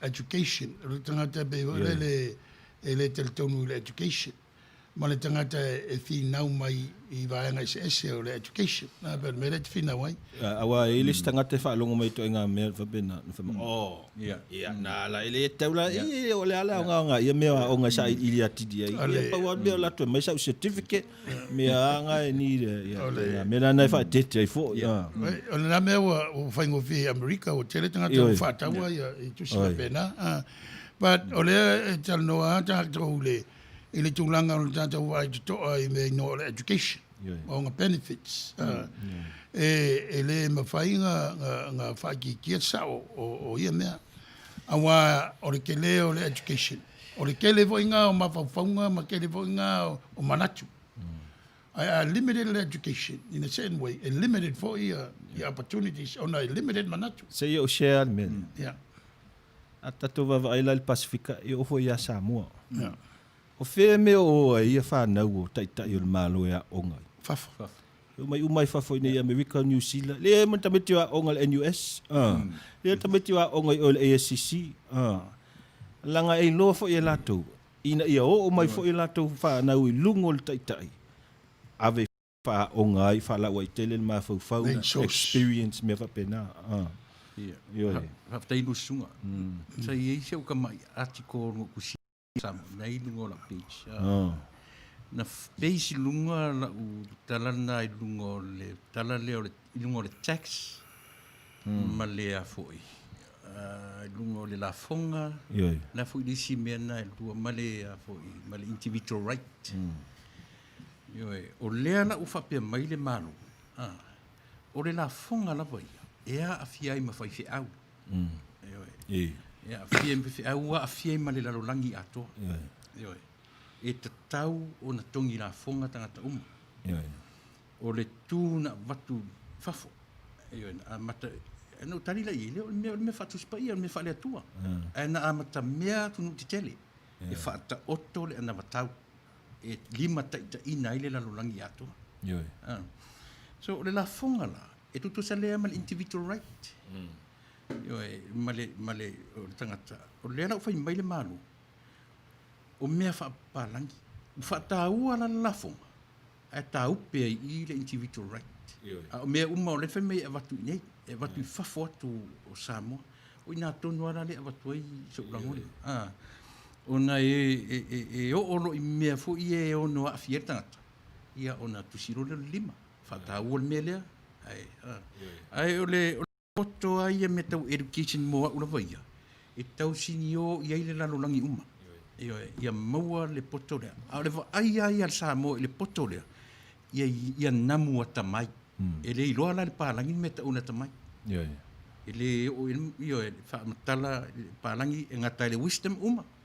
A le va ai al Samoa e whaila si fele fele. E whai siro loto le upu. E pio nana u ele mfenta tu ese male meta wa o onga e o ina e sa leila sunga tau sinio ta yo le tu nu e ave la tu fa na u fafo yo ana o nai tangata nu la tu mo anyways al matua i mana yo education la mo anyways mena ne pat ai ba ai elenga sa mo ai o ia America ia o nu ia America ma Africa o lato whanau uma, e mai i Oxford, e mai i New York, Harvard. E mai i Boston, e wha o ngai o lato whanau. A o la tongia. E tongia tangata malo, ia onga whanau. No, o le reality ana, le wo i tatu ni naso. Le si na mema na ia i le University of Samoa e tali mana o ina i tangata vai le tamau a inga. Ai le va pe o tafi ai le lau tele o le awina wa o ne ya mea ele ni mea fo ele ni mea po ngata mai i o mea fa wa pe ma sui o la to winga ile va inga le unga tupulanga ma le unga tupulanga pe ya mea wa le tatu o mea na tatu roa ma na i tau sangal ne ya o tatu vai tau o tu lisi va inga ele o mea na o mea mai ana mo e o tu le tia ngwa tupulanga o fele le ta vale o la tala fa ai e nga mo tatu wa vai tau tatu wa ai tulanga wa onga ma fina nga sa vai la tala o tangata umai mai la tunu ne ya mai sai le manuia sa no le vatun ai mo tangata e mai le mai sai le manuia sa le yo terrorist mo dino ana tulanga i tangata tau vai fale nga ni malo au tangata umai le va pena tatu no tasian ma fo o mai sai le manuia ai ele ngata ia pela o le tupulanga le ma ua ma faton e mai ele ngata ia ma ua na mau ni manuia au fa na foi e fa na mai la tunu nei ia mau ma la tele ni o la to manuia ia manuia na mo mai na is ngata le sa mo ia me na mau lo le no sa mo sa voi ia sa ua mal passport sa ro li ne ai e pen fa yatu mata upu le lei mata upu fa tu manatu mata upu fa la tele le me o si o mi ai tanto i nei e tunu fa fita uli o lo tato fe ngai o nga tele o lo ma fai o no o iai ia pe vora o la usunga o facility tu ele va pe vole anti education Yeah, no. no. Lai ma na ia lau concentration o le comparative. I think o le ki ma le tatala nai le upu na e whea fani ai pe va pe e whain ngana upu. Le va o le mata upu le watu I whafo. Ma le mata upu le Samoa.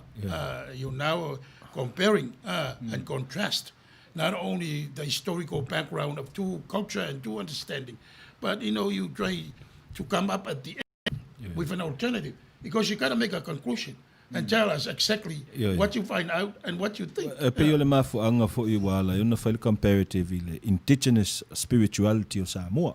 Le ta wai nei. Ya Samoa na mua o le ola fa le nganga o Samoa na mua. As I look at ya tatou tua how can we oka?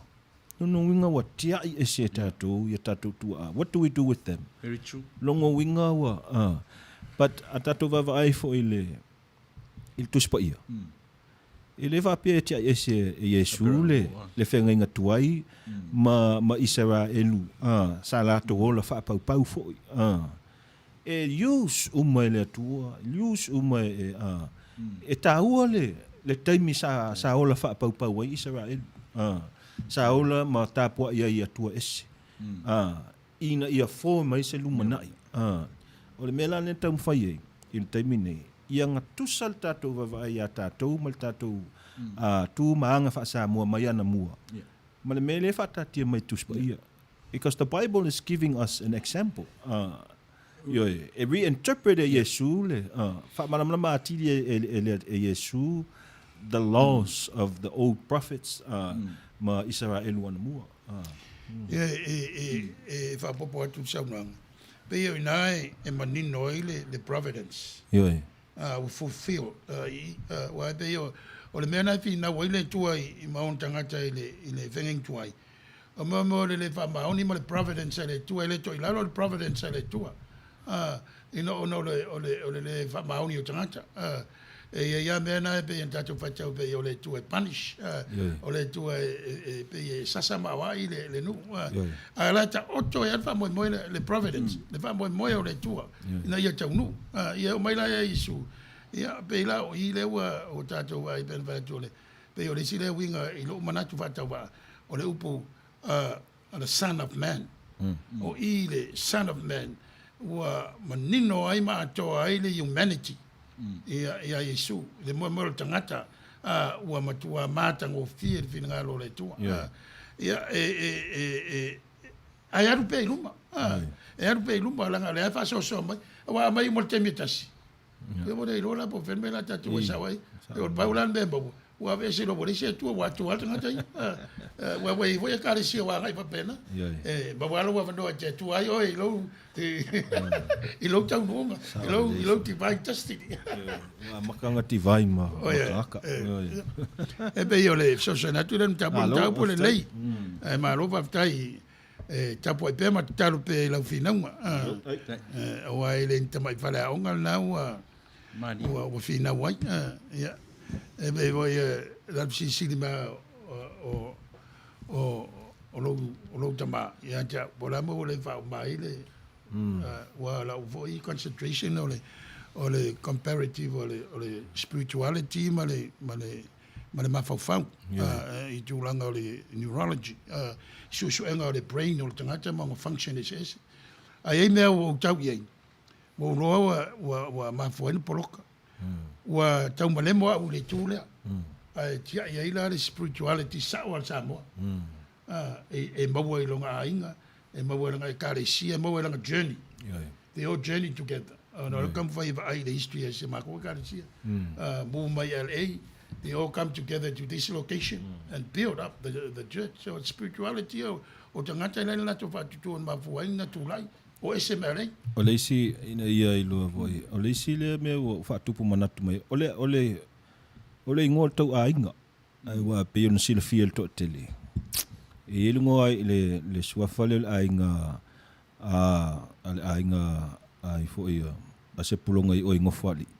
Le ngole tofu masiona aitu tofu masiona na ualu la e matua isu ele le wa fa pe matua ala me we mana ya telele wa tatu na tatu te lo le history tatu i ngo ainga i swafa e ta tele to tonu ainga o le sila le ngona walu ole matua i mana ole o le fata tia mai nai lo matua na le ole ainga se pulunga i o ngofali matou fa'asoa alu le aso matou fa'asoa o fa'atu ia fa'amatala mai la ia Samoa na mua e tofu le ainga ma le aitu e tofu a whanau mai fo'i fa'afai o se ainga e whaifaiva ia o ito inga ingoa ngai ave iai ia a le o le ia o le pea o aiku ngau kangaka i ngā kaimi ai it's a companion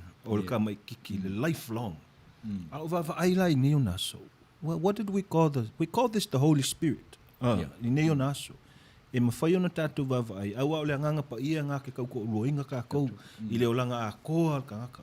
So, e la transition na ngā mai Samoa na mua.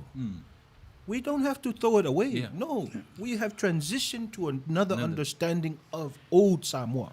New vision. New vision. O le vere wa e sauno iai, e pe ven matamata TV, tūlanga whata wa inao, i e pe o anga i whanua e le titau, e le malu. I think we are, right now, at this era, is the reawakening of the Samoan culture and traditions. But we're going to put new meaning into it without destroying the beginning where we come from. Yes. The sui whainga the essence. We're part of the kernel. The kernel of the essence. The essence. The substance. The substance. Ia pe e fa penale. Wa foi o tūlanga foi o le struggle ia generation. Le o toi fa fo. A mea tonu e kare se le wenga ruang nei. Ma va yalom fa na tonu. This is the main challenge to them. How they can be a Samoan and American at the same time in the church, in the culture. Why o meia identify e tangata, or the language, or the traditions, or the faith. I don't of the ia wana I whanau whapo. Ia pa wana o taimi po proclam whapene o pese. Wa o lesi ale a te au malosi le tatou ngangana o pese. Pe whasara masau. Pe whatu tua ia a whalongo I pese mo o le malo pe a sau se wala uli atu tuila eru poru a sau o le pese pe ia o le launga whatu langa ia lea wha mai foi tatou le whatu tua e pese foi le launga foi le pese launga umba pese almena wa lewa foi nairo a sapo e ala I foi ala tau taltanunga I pese whasara masa mana ia mta upole na mai le history ina ia marisi la fia fo I au mai moa o e fai mau tusi tamitsa moa o lo no fo mau I le ai to ese the one thing what we lo ina yo tatou alu mfana lost o le wingo le lost o history la tau I le history o tangata uli o history la tau I le history o tangata Mexico o history la tau I le history o Amerika ai le o se la tau history ana matala ia na utango refer to si e fai tau wai awa ia e te lea taimi e fai tau tusi e tono o fai pui pui ia la tau o no loa la ia na matana I loa le wa fa matala mai ma wa matua I over le interesi ia ona isi tamana e to lua le wata tala mai tua wa o e fa au le aonga le lunga I San Francisco o e fa au la aonga wa sa o ia male le mele we because now they know who they are we lo le la tu tala anga we lo le mena tu sa we o la tu ainga o fanua I Samoa so le mela na e misi tato is our children nei fa fo atu pe New Zealand Australia America o le history o le tangata le tu male anga fa Samoa amala malama e sa o fo le aluanga I luma o le sila lea wharinga fōu e mai manutunatu iei tātou lau whaingarua o mo meo literature e tauna available mo te pulanga and secondly o tauan tātou mawhawhau I se tūlanga fausia ia ini a onga tonu o e karesia ia lava potu aonga. Wa le tele la faina o ai. Free of charge. I've social maila le UCC compensate. Malo. Compensate ia fai aonga. Le tele tanga va ia manua o le soifo mai di totele. Le voi le fa tonu mo le ngana Samoa mea le mo kalama. E le me o te fia fa popo ia i manatu o le sungon fai au. Ia pausa. E matango fie manatu fo i ia nang fai matua o le sungon fai au Sepulona pi fa de ia le matu pulanga. Sina. E a sila ia le o le upu na mafua tu fa pui nei Amerika. Le upu le o le uso. Le o tatu whanonga e tupulanga te mini. What's up, Us? O le uso e a fua atu to tonu. Esia, ina ua to e tau mawhaita me titi sa moa sa ilirona identity to tonu o le li o tangata SS. Na tofu atu al whatpui. Wa tu SS ia gangsters. Tu SS tangata wina. O inana o tau mawhaita me titi sa moa. Wa aila i tau me tasi se sa moa. E tusi le manawa. Esia, e tamu fai identify lona tangata o ia o le Samoa. Ai le lofa Samoa. Ioe. Moni la. O te le io a onga o nei mea. O i tonu la le la toile ngangana le o fa nga e tupulanga i nei o naso. Le ua ta amilo atu New Zealand, alu atu i Australia, alu e Samoa, a o fare pui nei Amerika. Pe sa o po sa pene. O i tonu na lo toile upu leo le uso. Le te whalunga i tupulanga. Ona e pauaro le upu e matala i le fofonga o tamatiti sa mo i tono whalpuipui. O le uso. O le uso. E la wa popo i le history la. O le whalpuipui na taliti ngā i mo gangs ia na e loe pausa. O le uso ala to le United Samoan Organization. Le wanga te vai e tele o upuna ta le uso. I patua ta i manava. Wo whatasi a tangata le leitwa Samoa matupulanga. Ona o tele wa loka le whalpuipui. Pe o le mele sa fiso ta iai. O le upu le sa unoa iai le. Pe o le upu a mata tu fafo. A tati ngā le whalpuipui pe iwa o wha putu ai. Leanga na iei whai UCC na matala noa. Sa whai a onga i le University o Bakersfield. Na wapea maila i tele i o tamati Samoa e loka i le. I think o se whatpuipui e lata i runga. I le area le. O lo mana mia i se sosani po se chaplains fo i le. Ia sa tatan noa i ai au whai ngā ruenga e whai ngita wai. A tala noa pālangi di chaplain. E resources e supply e support ai le chaplain. E leo le fole chaplain mai le singa ruenga whai ngofie. It's a full-time committed professions. Ia pe on mena whai ngita ai a whaftai leo a mawat. On short time. Recommended i ai a literature and rich. Pau ai o nato mawhau. O na halua lero tamtiti nato wai o inga. Le fa lango i te tatalo. Wa de ai se fai au se kalisia le o tatalo mo fa na o fa pui pe on mitet. Enga lue pele mana la ve ai o le tua. I ma fa o ila to o ma fai ona musmusuina ala i nei just to singa pe ole mera va tuen fa malo e lo sunga ale fa venga ina nga tele wa tele o nga ia le o mamala mai ia to tele o le o tiro tu tatu te misole va ve to torsu tat mi se statu pese ia na va tu tatu ads ia ona se ro malo longa male ia malo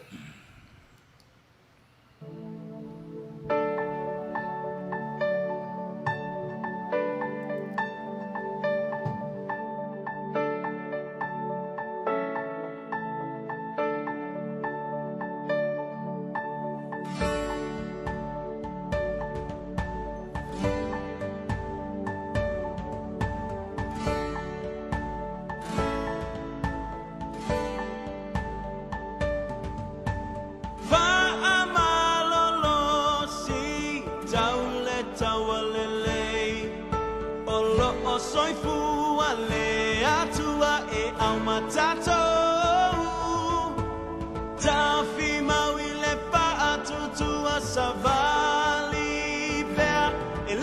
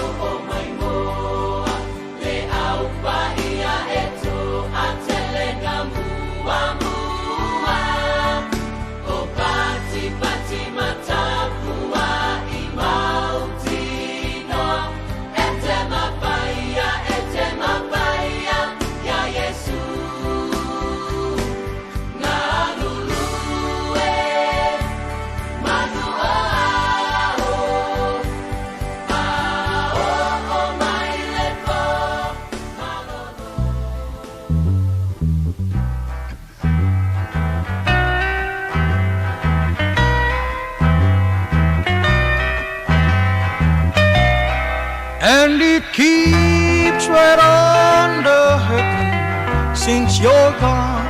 Ooh, I cried myself. Ea Whippers Junior Market i te tonu ore a ai o Long Beach. O loo mawai ore tau mawha Samoa, tale ma moe, supo ma moe, apa parusami. Ofu parusami, mua tunu ma siu siu pipi. Sapa sui, so sisi, povi ma sima, talo ma fai. E whamaria ino lo loto pa e fi atu matala atu o a au. Ile Ea Whippers Junior Market i te tonu ore ai o Long Beach, ile limalua tasi o Long Beach, California. Iva o valu o lima. Telefoni 502 tasi iva valu valu. Every minute of the day, every hour yo whapena fo i Company uta ua Sir Winston Funeral Services ia o le vaenga o le whare maliu tautuaina lo tōpa ia Samoa ia pe aho o mai teimiti whainga tae le soifua maleola o la tu tiu te mawhaiva o ina tūlai mai whaalawe tau maliu ia o le avesea mai o lo tino man whanma i tu ina atu o la tu mauta ta pena le lei ia mo toe teimi ta pena le teimi o ila tu o le atu ina atu le tino maliu i le palapala io e le ngata fo ila ia tatu tu ina le parpala a fa pe fo ia ila tou io e le vaenga fo ile o ta ua fa palangi o le cremation ia po le liu fa ai fuina tu lo io e au ia le tautua a Sir Winston Funeral Services ia mo lo sila fia Samoa mala au ne iai io fa nino ma ia te o ia la tu packages na o lo o tau mwhai e tu natu ia mō le wha amala maanga e le leila walo wala au iai wha amala malama ni ia te oe ia e whai ma wha amama a venga e le ngata o tangata o Samoa le atu Pasifika atua maso se tangata ia e au iai le tautua a le Sir Winston Funeral Services ia mō lo tu sila fia ia o se company o lo whatauteia e se alo lo tātou atunu le tamaitai o Marietta Luana na o Winston ia malona ali Amerika ia pe o sia la tau mawhainga na i tutonu le ai o San Francisco ia o lo iai ia ai au le tautua iso se stete o atunu ia o fea fo ile mea manatu e lango mawai le tino maliu Samoa, New Zealand, Australia ia e whato a mai a lava o la tu tiu te mawhaiva ina uatu le tino i le vaalele ia a o le tupe te tutongia i nei o le tupe na e mawhai o na transfer i so se vaenga o le lalulangi o le a whaatino i nai ia le tino maliu mo lo sila fia atili wala awane i le fitu o fitu ono lima lua tolu lima iwa o le telefoni o le ofisa ia po le telefoni fe avea i tolu tasi fitu, valu tasi o valu fesili mo tamai tai pule, Marietta Luana Nawa, Winston, ia mo nisi o whamatalanga atili. Ia, e le ngata fo i le tautua a le Sir Winston, ia o whapena fo i lau company ta vale uta ua performance auro sale. U tam natu e suia so sai le teminei, e mawhai o na fo i lau ta vale, mai se ta vale fo, le lei, lei io e leanga pe matua leanga fo io credits ia e talia o le tautua le performance auto sales ia vala awane i le telefoni o ofisa 502 ono iva 5 ono iva selau ia po le telefoni iva o iva ono tolu lua ono 5 ono tasi io e molo tu si la fia i le taimi nei. Ia, whapena fo i le tautua le vaenga le napi o nau tu si la fia.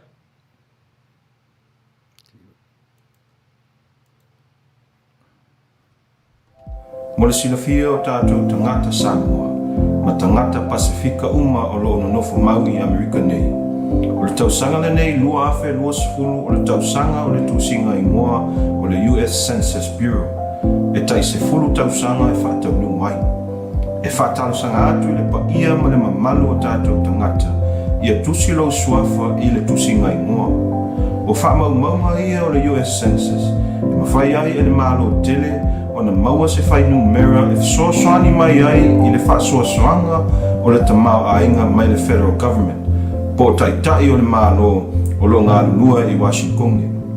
E au ngā mua onga o whanau, whalele ai whale ma potu a onga, ma maua ai o lātou sipi. E au ngā fōi mo le whalele a tili, o awala ma le taua atia e polo kalame mo tangata matutua.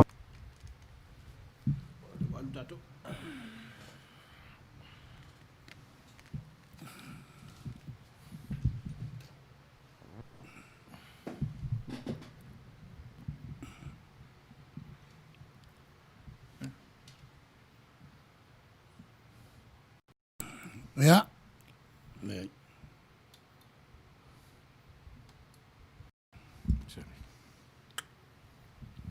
Just, Ja, nga wola. Ja, ale o te riu mai le to fasalaunga e ala le polokalame o le taulongolongo tu sawatu le Aitelo Long Beach e lo iai ale si fonga le tai fo na na kalesia ia malana le tio o tatou taunu le ile taime tu fatasi ai ni manatu au tu ia ma se fina ngalo vo i sunga ia pausa va per va tonu tu sai mal mata upu sa fa so ai ai ven ne taime ma toile li mal fata lofa ile sunga ile fai au ia George Suren ia malo so tai mai ia mol silfia e fa tonu ia o Suren sa mai sa voi sa tu puai ma so i foi o ia i pesenga ia sa onga foi le a onga le Catholic o Saint Joseph ia lo no fane ia i tutuila ia o tupu ma o lai nga fa o le sia mani sa mo fa au ia Suren ia malo wai tere lava ni mea sa taranoina ile nei polo kalame ile ngata ile nei atunu ia ile vainga fo ile mea sa vesi ma o vesi pele nei atunu ngata America uli o ngata anu o India o le nei atunu ia ai mas fo ia le vai tel tununga le tunu nei ia fa tu sa tu i Samoa tu langa fo il tata o tunu ia ai mas le tau whainga sunga i whawhenga inga ia pausa lo whenga i mawa onga. Whatau ina ile tala whasolpito ia o tātou tangata Samoa ia a ngā iantu le mtau Sicily ia ma le vainga lau tele. I filosofia ese pe ona ia ile nei mai tau. Mele watu tele le whamalo ma le whaftai i lau sunga le whawhenga inga pausa ia mesifo i le whatonu. Al nei tula.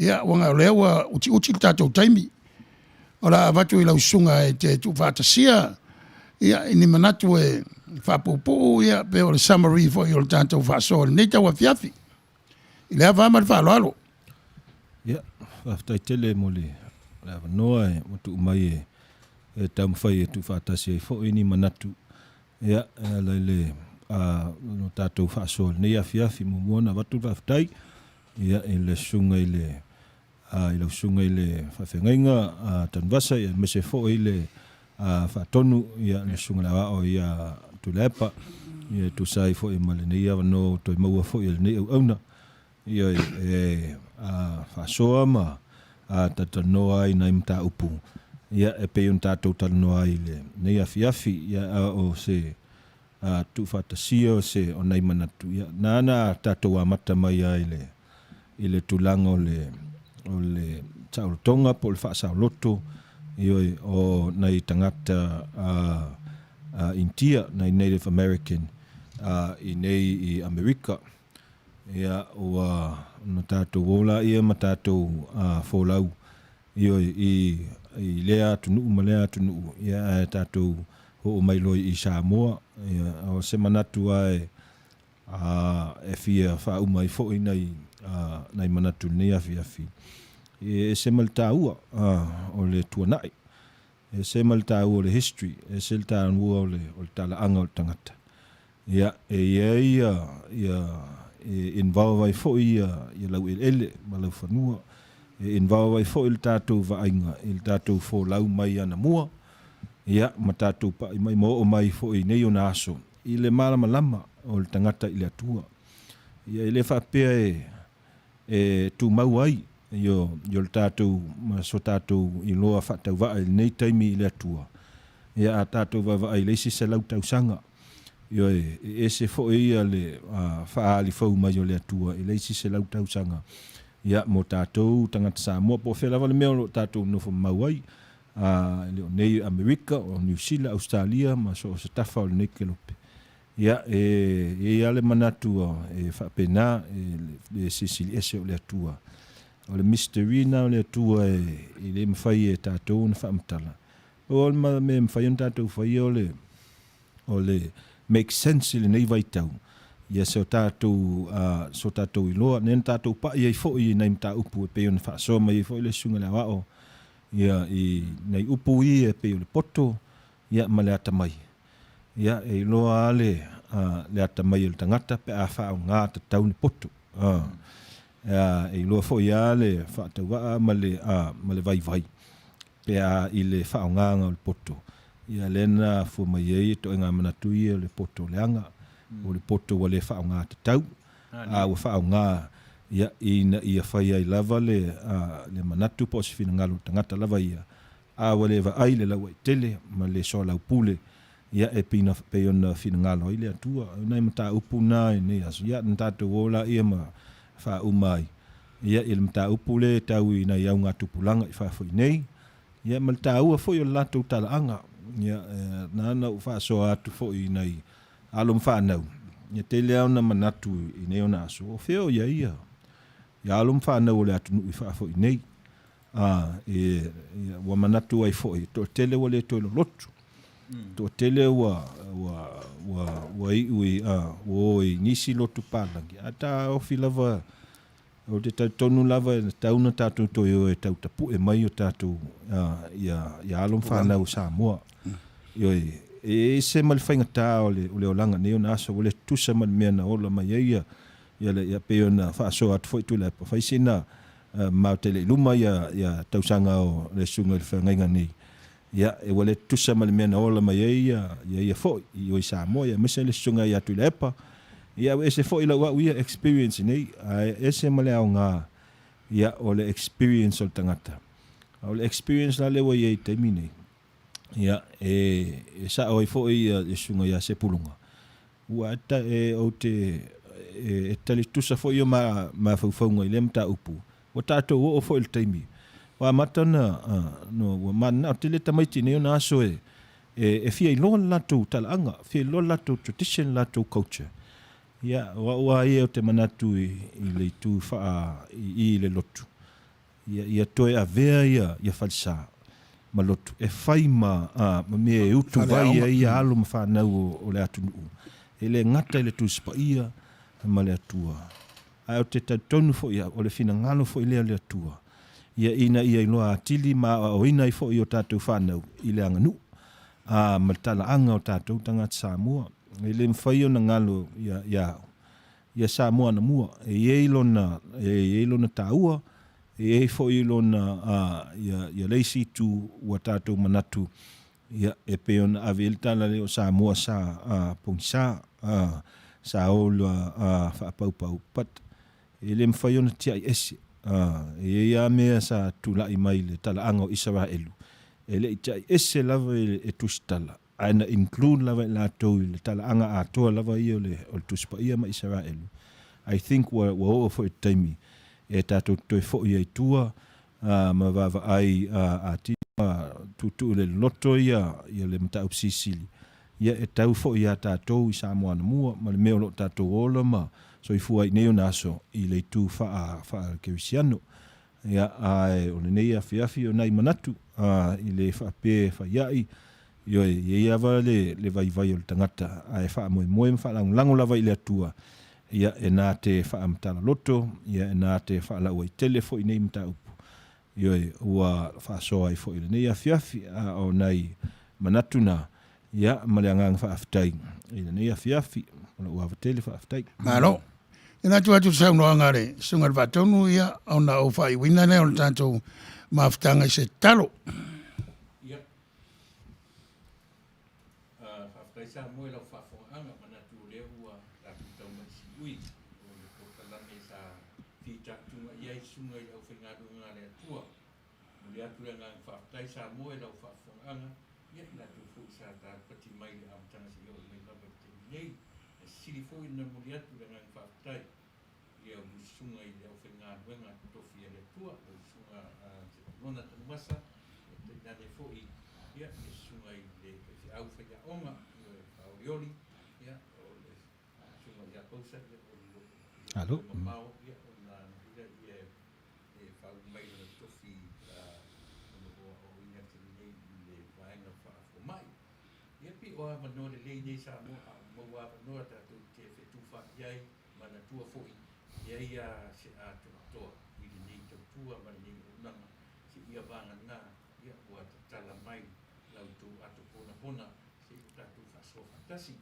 Ia pi o aunga nā ma moe o le nei tautua ma nei nanga e mo nei lava teimi ma nei whaio leo tulou ia e whai mafofonga tau mori mori o la o nei ia whai e tuaisa mātou whaafitai ia te ue sa moa ia mo ngai na fōi ia o ni o la leo whaatau waa ma so vai vai ia e tātou te whasoa whaatasi e ni aso mo ni atu lea ngā whaafitai ia e la o nei i le mamaru o le tātou watunu a whea mea o puana ngana ia ua le tau kamani i lau whaafonga mai, ua le tau la uru i lau whaafonga sa o nafu i le eina. Matu te aso sotu vai malu uenga, ina ni meane ua sasi na ngana whaitawina, ia i la no upu a le atunu ue poto a le tau tai, ia ai le atua i au lona pa. Mea nae matu te wako ia le nganga maulalo sa moa, ia ma le nganga e koe saumalama, ia tātou koe whiiroa, ai mo te nei, ia ua i le atua se ngā nuenga le ato toa le tangata ia ai lofa ia ma wha au ngā se mātou tautua le nei tu la fiafi ia ma nei tātou toi whairoa i se teini o momua ia te fu ia tu ia usunga tātou te whauai ia toi fua sana. Tai. Ia. Sa tātou amata i le tua. O nā tātou whai ufo i le tua. Se o tātou tutalo. Mau orunga pēr vi inga o lau whio. Mori mori antu i le nganga whaafitai. Talu nuru wha moe moe. Sa ngāru e ina lo mātou vai vai i musmusunga lo nganga. Ina ia maua i lava so vi inga. Ai te tala ai whai te toa o mawhau o tangata. Ina ia wha lau tele ai le sila fia male i loa. E whina wai ma tautua i lau whio. E so se tō whinga. So se no fuanga. O lo ono no fo papa awai. Ia sa ili manui ai. O la mātou te talo o le tuai. Ma ngalo ni wha tonu o le nei polo kalami. O la wha uma le polo kalami ma tū tāpe. Ia tausia i mātou uma. Ma le lau langi a toi le lofa tū noa o la wafio le tua le tamaa. Le manuia ma le angre le isa ili mai pea. O lo mātou wari whaola a lo warupele e tōtasi. Ma futanga tu mau ma le nganga nei masa uma e whaavavau lava. Amene.